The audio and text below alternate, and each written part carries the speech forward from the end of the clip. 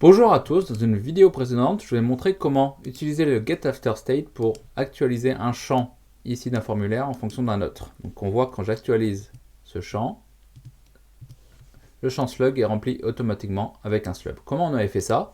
On avait juste rajouté le fait que ce title soit live et le afterState update le slug en fonction de l'état de ce champ. La problématique qu'on a, c'est lorsqu'on va taper trop vite des caractères, on voit que ça marche pas bien. Ça modifie mal le slug, le title revient comme avant. Voilà, ça marche pas très bien. Pourquoi? Parce qu'il y a des allers-retours avec le serveur à chaque fois. Donc quand j'appuie sur R, je rajoute une lettre, on voit qu'il y a une requête qui est envoyée qui actualise le formulaire. Lorsqu'on va trop vite, il y a trop de requêtes rapidement et ça revient à l'état précédent.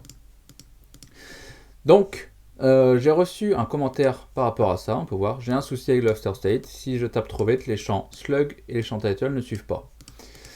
Pour résoudre ce problème, il suffit de rajouter au niveau du live, on peut rajouter on blur à true. Et qu'est-ce que ça va faire ça? On va voir.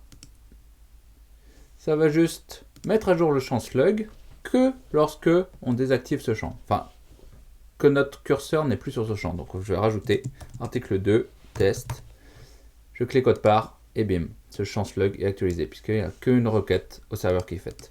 Donc voilà, petite astuce simple pour résoudre ce problème. Allez, ciao!